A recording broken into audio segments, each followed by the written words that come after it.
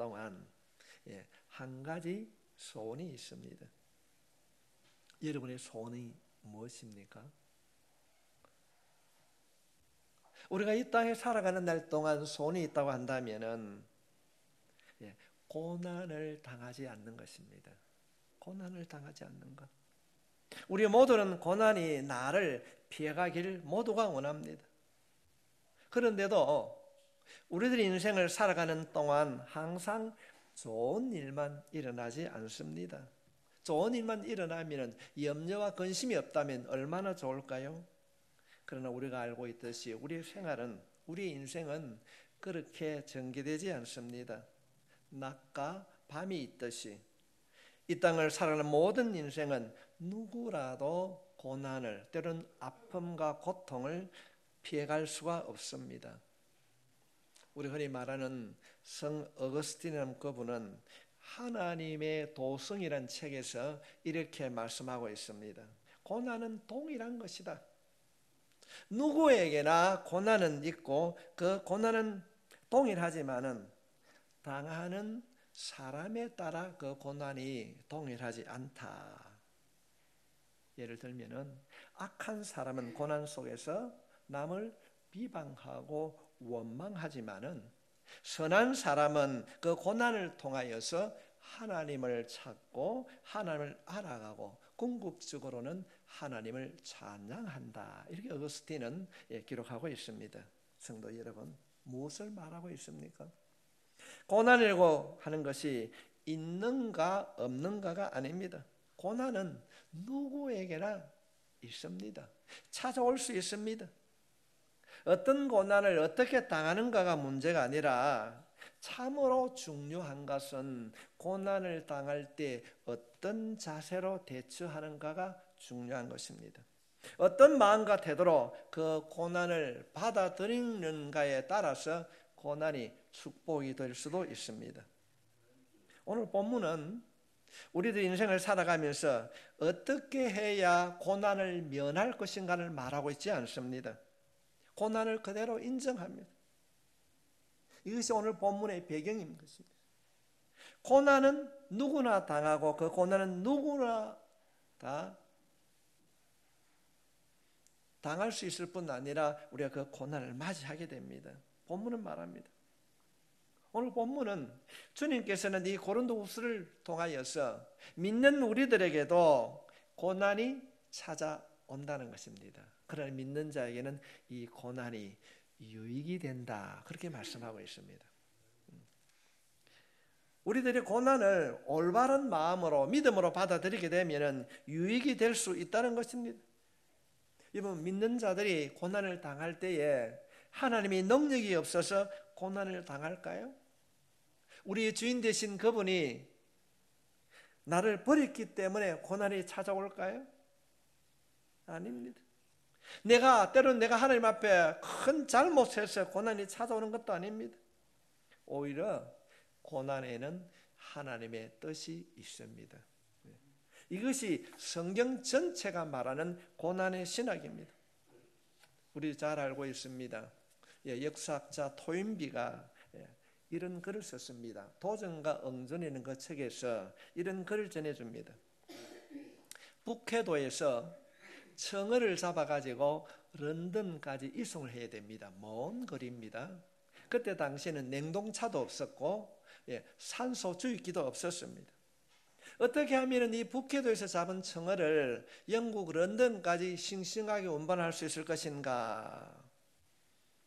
토인비는 그 청어를 담아오는 통에다가 메기를 적당하게 이어 놓는다는 겁니다. 그래서 이 메기가 청어를 잡아먹기 때문에 이 청어가 메기에 먹히지 않으려고 도망을 다니는 거예요. 활동을 하는 겁니다. 그래 했더니 청어가 싱싱하게 런던까지 운송이 되었다. 그렇게 적고 있습니다. 뭘 우리들에게 말씀하고 있습니까? 때로는 그 고난이 우리로 하여금 건강한 삶을 유지해 주는 요인이 될 수도 있다는 것입니다. 오늘 본문은 사도 바울을 통하여서 오늘을 살아가는 우리들에게 고난이 우리에게 유익이 될 수 있다고 말씀하고 있습니다. 우리는 흔히 생각할 때에 고난이 없고 평안한 것이 복이고 고통이 있고 시련은 복이 아니라 저주라고 생각해서는 안 된다는 것입니다. 혹시 오늘 말씀을 듣는 가운데에 아픔 속에 있습니까? 해결되지 않는 어떤 일들로 인해서 힘들어하고 있습니까? 이 말씀을 통하여서 해결되고 새 힘을 얻는 여러분이 되시길 주님의 이름으로 축복합니다. 오늘 본문에서는 우리들에게 고난의 문제를 해결하기 위하여서 하나님은 고난의 유익이라고 하는 것을 몇 가지로 기록하고 있습니다. 코로나19를 겪으면서 성도들을 바라볼 때에 저는 목회자로서 마음이 참 많이 아픕니다. 기도합니다. 그러나 우리가 어떤 고난이라도 바르게 맞이하면 유익이 될 줄 믿습니다. 함부로 돌아다니지 말라. 그럼 우리 생활을 돌아보는 겁니다. 대면 예배를 사람들의 만남이 함부로 하면 안 된다. 마스크를 써야 된다. 이럴 때에 그러면 내가 입을 닫아야 되겠구나. 내 만남의 삶은 어떤 것인가. 이렇게 우리가 복음적으로 받아들이고 생각하게 되면 은혜가 생활 속에 주어질 줄 믿습니다. 본문 말씀하고 있습니다. 고난은 우리로 하여금 하나님의 사랑을 깊이 경험하게 한다고 말씀하고 있습니다. 고난에는 어떤 유익이 있는가? 그 고난을 잘 받으면 하나님과의 사랑을 깊이 나눌 수 있다고 말씀하고 있습니다. 3절부터 4절에 있는 말씀을 보겠습니다. 찬송하리로다. 그는 우리 주 예수 그리스도의 하나님이시요 자비의 아버지시요 모든 위로의 하나님이시며 우리의 모든 환난 중에서 우리를 위로하사 우리로 하여금 하나님께 받은 위로로서 모든 환난 중에 있는 자들을 능히 위로하게 하시는 이시로다. 오늘 본문의 말씀에 보면은 강조하는 두 단어가 있습니다. 그 단어가 환난과 위로입니다. 환난이라고 하는 것은 우리들이 이 땅에 살아가면서 당하는 모든 고난을 말하고 있습니다. 이것이 육체적인 고난일 수도 있고 때로는 환경으로 통해서 찾아오는 역경일 수도 있고 때로는 심리적인 고통일 수도 있습니다. 그것이 무엇이든지 환난이 우리에게 다가와 괴롭힐 때 하나님은 뭐하고 계시는가? 하나님은 나를 버리시는가? 나를 외면하시는가? 오늘 본문은 분명하게 선포합니다. 하나님께서는 고난당하는 우리를 버려두시는 것이 아니요 찾아오셔서 우리를 위로해 주시는 아버지십니다. 자비의 아버지시여 모든 위로의 하나님, 우리의 모든 환난 중에서 우리를 위로하시는 그 하나님께서 우리에게 말씀하십니다. 이 위로라고 하는 말은 헬라어로 파라칼레오라, 이 파라칼레오란 말은 용기를 돋워 주신다. 우리가 환난 당할 때, 우리가 아파할 때에 우리 주민 외면하시는 분이 아니라 항상 우리 곁에서 우리를 도와주시는 분이신 것입니다. 요한복음 15장 26절 말씀에 보면은 내가 아버지께로부터 너에게 보내실 보혜사 곧 아버지께로부터 나오시는 진리의 성령이 오실 때에 그가 나를 정언하실 것이요. 여기서 말하는 보혜사, 보혜사가 바로 오늘 본문에서 말하는 위로자, 칼레오 이런 뜻입니다. 그런가 하면은 신약성경 요한 1서 2장 1절 말씀에 보면은 나의 자녀들아 내가 이것을 너에게 쓰면 너희로 죄를 범하지 않게 하려 함이라. 만일 누가 죄를 범하여도 아버지 앞에서 우리에게 대언자가 있으니 곧 어로오신 예수 그러시니라. 우리가 범죄하고 잘못했을 때에 우리를 대신하여서 하나님께 변호해 주는 분이 있다는 것입니다. 그분이 누구입니까? 예수 그리스도이십니다. 오늘 본문에서 성령님이 우리의 위로자가 되셔서 우리를 도우신다는 것입니다. 예수님이 우리의 변호사가 되어서 우리의 대언자가 되셔서 위로해 주신다는 것입니다. 사랑하는 성도 여러분, 환난의 때, 아픔과 고통의 때에 우리를 위로하시고 우리의 변호사가 되어주신 그 예수님으로 인하여서 일어설 수 있기를 바랍니다. 할 수 있습니다. 오늘 본문에서 하나님이 우리의 위로자가, 하나님 친히 위로자가 되어주신다고 말씀하십니다. 삼위 하나님은 어떤 분이신가? 우리가 환난을 당할 때, 아픔과 고통의 때에 우리를 위로해 주시는 분이시라고 말씀합니다. 히브리서 4장 15절 말씀에 우리에게 있는 대제사장은 우리의 연약함을 동정하지 못하실 리가 아니요 모든 일에 우리와 똑같이 시험을 받으신 이로되 죄는 없으시니라. 그가 시험을 받아 고난을 당하신즉 시험 받는 자들을 능히 도우실 수 있느니라. 주님은 우리의 고통을 모르시는 분이 아니십니다. 주님은 우리의 고통을 아는 정도가 아니라 그분이 친히 이 땅에 오셔서 모든 고난을 몸소 당하셨습니다. 그러므로 우리가 아픔의 때에, 우리 힘들고 우리가 낙심의 때에 외면한 자가 아니라 함께 아파하시는 분이 우리 주님이신 줄 믿습니다. 혹시 여러분 이 가운데에 어려움으로 힘들어 하시는 분이 계십니까? 낙심하지 마십시오. 우리의 주인 되시고 우리와 함께 하시는 그 주님은 가난한 목수의 아들로 태어나셨습니다.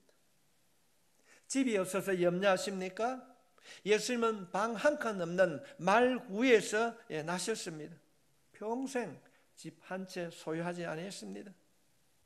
그런 사람들로 인하여서 아픔을 당하였습니다. 주님 자신이 진리이지만은 많은 사람들로부터, 심지어는 형제들로부터 오해를 받고 따돌림을 당하기도 했습니다. 환난으로 또는 육신의 질병으로 아파하는 분이 계십니까? 주저앉지 마십시오. 힘들어하지 마십시오. 예수님은 인간이 당하는 가장 극심한 그 고통, 그 고난을 십자가에서 살찌 키우시고 피 흘리심으로 친히 당하셨습니다. 얼마나 그 모습이 참혹했는지 주님이 십자가에 달려서 운명하는 그때에 하나님께서는 깜깜하게 세상을 덮으셨습니다. 그것은 하나님의 마음을 표현한 것입니다. 성도 여러분, 우리가 믿는 하나님, 우리의 기도에 응답하시는 그 하나님, 우리의 인도자가 되어주시고 우리의 친구가 되신 그 하나님은 머리로만이 아는 분이 아닙니다. 우리가 당하는 모든 고난을 몸소 체험하신 분이십니다. 그래서 하나님께서는 우리가 어떤 형편, 어떤 고난에 있다 할지라도 우리의 위로자가 되어 주십니다. 오늘 말씀에 보면은 그리스도의 고난이 우리에게 넘친 것 같이 우리가 받는 위로도 그리스도로 말미암아 넘치는도다. 우리가 당하는 고난이 크면 클수록 우리를 향한 하나님의 위로가 크다는 것입니다. 그런데 우리가 교회를 나오고 출석하고 예수를 믿는다고 말하면서도 고난이 찾아오면은 의문을 가지게 됩니다. 하나님을 믿는 나에게 왜 이런 고난이 찾아오는가? 왜 이런 아픔이 나에게 주어지는가? 이것을 반대로 한번 생각해 보십시오. 고난이 없다면 우리가 언제 하나님을 찾을 수 있겠습니까? 하나님의 능력을 어떻게 체험할 수 있겠습니까? 여러분의 자녀가 언제 부모의 사랑을 느끼게 됩니까? 저는 개인적으로 자녀가 아플 때에 부모의 사랑을 가장 많이 느낀다고 생각합니다. 혹시 고난 중에 있습니까? 누구에게 말 못하는 것이라 할지라도 아픔 가운데 있다고 한다면 당신과 함께 하시고 당신을 찾아오시는 그 주님을 만날 수 있기를 바랍니다. 하나님의 사랑을 깊이 경험하시기 바랍니다. 고난은 그 고난을 통하여서 우리가 하나님을 찾게 되면은 그 찾음으로 인하여서 하나님의 사랑을 경험하게 될 줄 믿습니다. 주님이 말씀하고 있습니다. 주의 사랑은 베푸는 사랑. 주님은 한없이 우리를 사랑하고 계신 줄 믿습니다. 고난의 때에 낙심과 좌절하는 자가 아니라 그 고난을 통하여서 하나님을 찾고 그 하나님을 찾음으로 인하여서 하나님의 사랑을 경험하는 여러분이 되시길 바랍니다. 두 번째로, 고난은 우리를 성숙하게 하며 다른 사람을 위로하게 만듭니다. 6절 말씀입니다. 우리가 환난 당하는 것도 너희가 위로와 구원을 받게 하려는 것이요 우리가 위로를 받는 것도 너희가 위로를 받게 하려는 것이니 이 위로가 너희 속에 역사하여 우리가 받는 것 같은 고난을 너희도 견디게 하느니라. 성도 여러분, 고통을 당해본 사람만이 그 고통당한 자를 위로할 수 있습니다. 눈물의 빵을 먹어보지 아니한 사람은 진정으로 배고픈 자의 이웃이 될 수가 없습니다. 여러분, 누가 병중에 있는 사람을 참으로 위로합니까? 심한 질병에 걸려본 자가 병든 자를 위로할 수 있습니다. 누가 혼자 된 사람을 위로할 수 있습니까? 인생을 살아가면서 사랑하는 사람을 잃어본 자만이 외로워하는 자의 진정한 친구가 될 수 있는 것입니다. 누가 파산하고 누가 절망 가운데 있는 자의 진정한 친구가 되어질 수 있는가? 그 사실을 경험한 자만이 할 수 있다는 것입니다. 본문은 이것이 하나님께서 우리에게 고난을 허락한 이유라고 말씀하고 있습니다. 고난을 통하여서 하나님의 위로를 받은 자만이 다른 사람을 위로할 수 있다는 것입니다. 우리가 환난을 당하고 고난을 당하는 것이 비록 그때는 아픔과 고난이지만은 그 아픔과 고난을 통하여서 또 다른 사람, 아픔과 고난을 당하는 자를 위로해 주게 될 줄 믿습니다. 이것이 하나님께서 우리에게 고난을 허락하신다는 것입니다. 성도 여러분, 그러므로 우리가 인생을 살아가면서 환난을 만날 때 다른 사람의 위로와 구원을 위한 것이라고 여러분의 입술을 통하여서 선포할 수 있기를 바랍니다. 그럴 때에 우리를 미혹되게 하는 모든 악한 영, 질병과 가난은 떠나게 될 줄 믿습니다. 성도, 우리가 그렇습니다. 우리가 고난을 받는 만큼 다른 사람을 위로할 수 있습니다.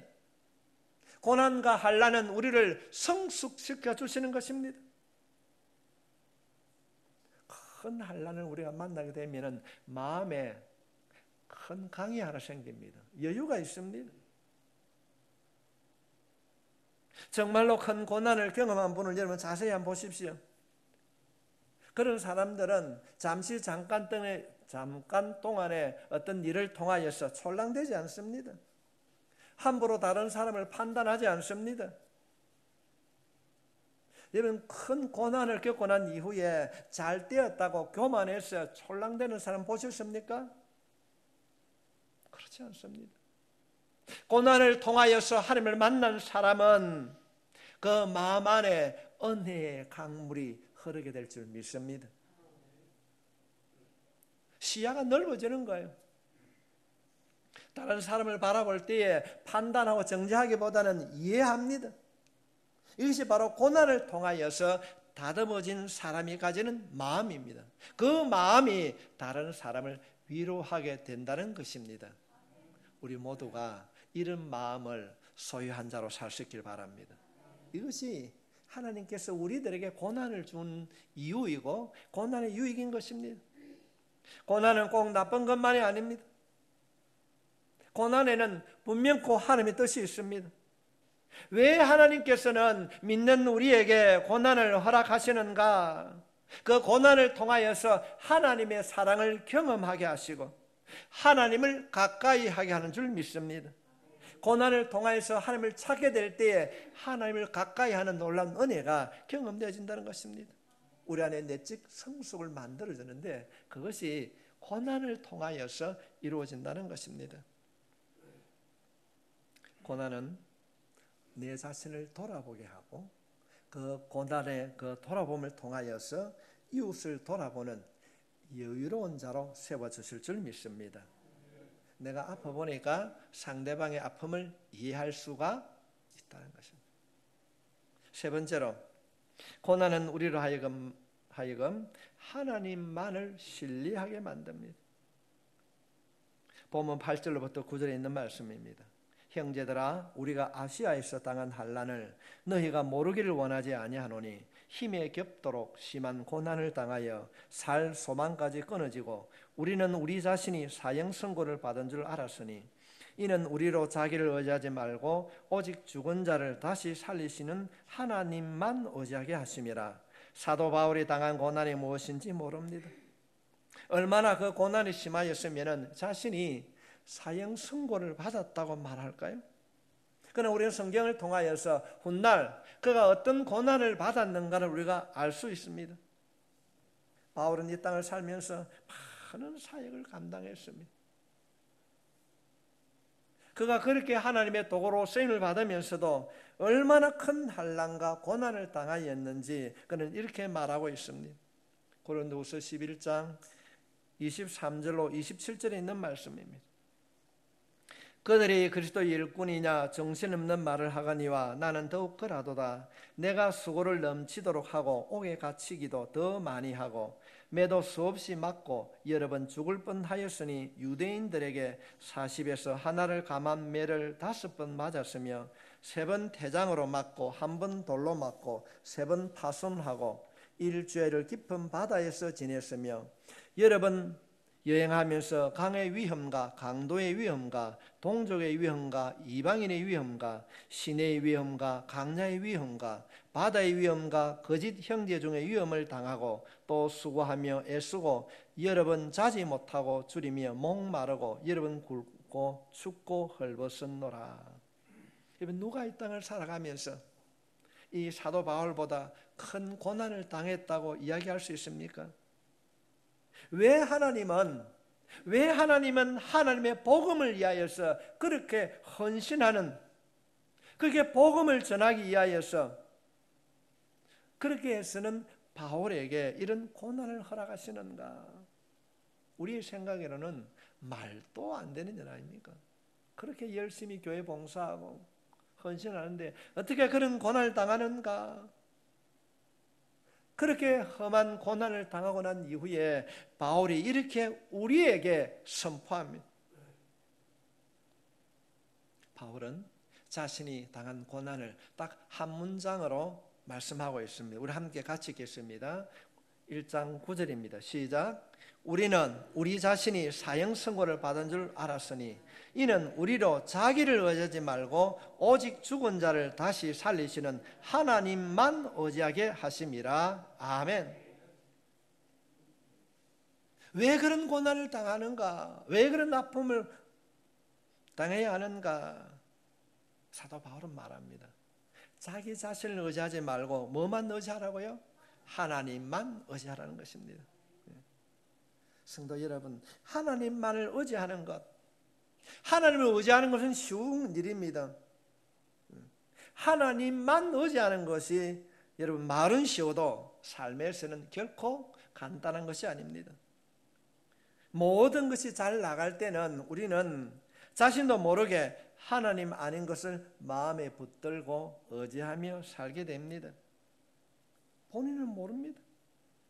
그러나 모든 것이 깜깜해지고 무엇을 해야 하는지 내일이라고 하는 미래가 없을 때에 우리의 삶에 사망의 엄침한 골짜기가 다가오면은 우리는 하나님을 찾게 됩니다.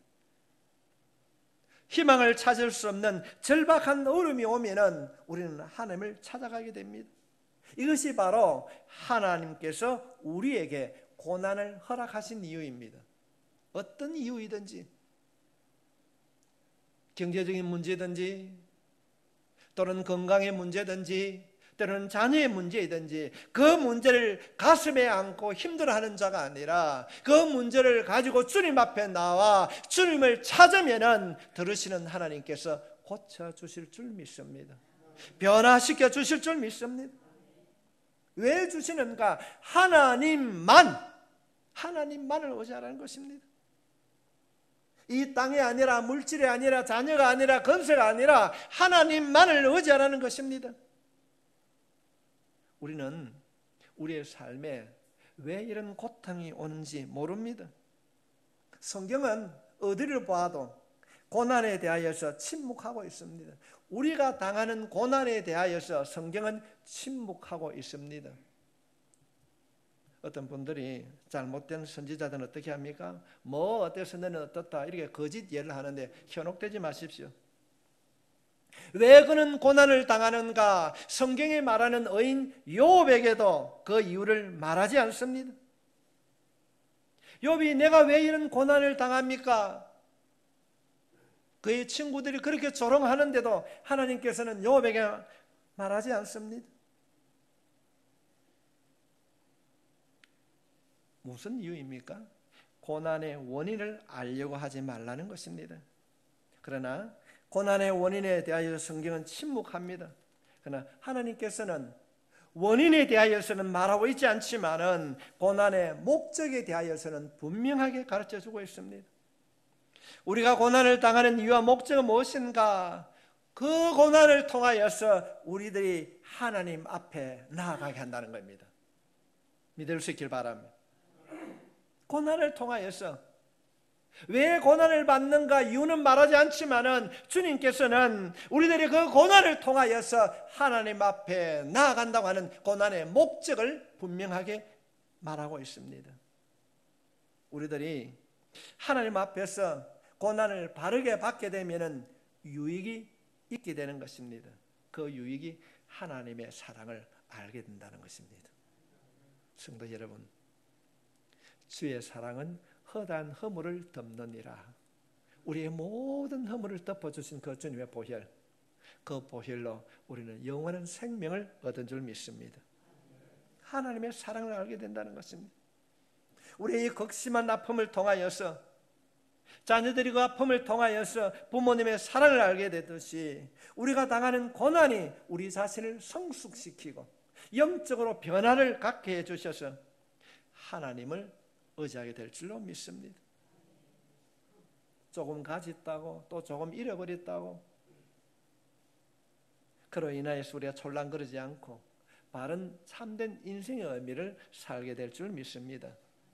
이번 고난을 당해본 사람은 함부로 돈을 쓰지 않습니다. 함부로 행동하지 않습니다. 다른 사람을 판단하지 않습니다. 그래 힘들지 좀 기다려봐라. 좋은 일이 있을 것이야. 그렇게 될 줄 믿습니다. 내가 당하는 고난으로 하여금 세상을 살아가는 것이 물질이 아니라 건강이 아니라 하나님의 은혜로 살아간다는 것을 깨닫게 될 줄로 믿습니다. 이것이 바로 오늘 본문이 주는 교훈의 말씀입니다. 저는 설교를 마치면서 한 사람의 시를 여러분들에게 소개하려고 합니다. 이분의 이름은 호리티오 스파포드라는 사람입니다. 이분은 미국 사람으로 시카고에서 변호사로 활동하는데 참 어려운 가운데 공부하고 변호사가 되어서 명성을 얻게 되었는데 자신이 성공하다 보니까 자신을 그렇게 내조했던 아내가 병이 들었습니다. 오랜 병을 통하여서 가정이 피폐해지고 아내가 건강을 잃어버렸습니다. 그런 가운데에 아내가 차츰차츰 건강을 회복합니다. 어느 정도 여행을 할 정도로 건강이 회복되었을 때에 이 스파포드 씨가 4명의 딸과 그 부부 6명이 이제 유럽 여행을 티켓을 끊습니다. 여행을 계획하고. 근데 여행 가기 이틀 전에 어떤 사건이 발생하여서 갈 수가 없게 됩니다. 그래서 이 스파포드 씨가 아내와 4명의 딸 5명을 그 배로 유람선에 여행을 보냅니다. 근데 며칠이 지나서 놀라운 일들이 일어나게 됩니다. 그 유람선이 풍랑을 만나서 파산을 하게 됩니다. 근데 사랑하는 내 딸은 정말로 눈에 이어도 아프지 않는 이 내 딸이 수장되고 아내만 겨우 목숨을 건졌어요. 얼마나 마음이 아팠겠습니까? 얼마나 힘이 들었을까요? 한참 시간이 지난 이후에 이분이 이 스파포드 씨가 자신의 아내의 손목을 잡고 여보 우리 그곳으로 여행 가자 그래 합니다. 그래서 아내의 손을 잡고 또 다른 유람선을 타고 자녀가 수장되어 있는 그곳 해역을 지나가게 됩니다. 그곳에서 사람들이 방송합니다. 이곳에 언제 어떤 배가 침몰했던 그 해역을 지나가고 있습니다. 그래서 꽃을 던지는 분들도 있고 어떤 분은 기도를 하는 분들도 있고 있는데 한편에 있어서 이 남편 스파포도 씨가 시를 하나 짓습니다. 그 시를 여러분들에게 읽어드리려고 합니다. 내 평생에 가는 길 순탄하여 늘 잔잔한 강 같던지 큰 풍파로 무섭고 어렵던지 나의 영혼은 늘 편하다. 저 마귀는 우리를 삼키려고 입 벌리고 달려와도 주 예수는 우리의 대장 되시니 끝내 싸워 이기겠네. 내 지연제 주홍빛 같더라도 주 예수께 다 아뢰면 그 십자가 피로서 다 씻어사 흰눈보다 더 정하겠네. 저 공중에 구름이 일어나며 큰 나팔이 울려날 때 주 오셔서 세상을 심판해도 나의 영혼은 겁없겠네. 내 영혼 평안해. 내 영혼 평안해. 평안해. 이 시 한 편에 성경 전체가 다 들어 있습니다. 얼마나 깊이가 있는지 모릅니다. 고난에 대하여서 이야기하고 우리의 인생에 대해서 이야기하고 우리가 사는 동안 마귀가 공격하는 영적인 문제도 얘기하고 자신의 죄에 대해서도 이야기하고 그 죄를 사함받는 것에도 이야기하고 있습니다. 그리고 이 땅만이 아니라 저 공중의 구름 위에 영원을 말하는 성경 전체를 말하고 있습니다.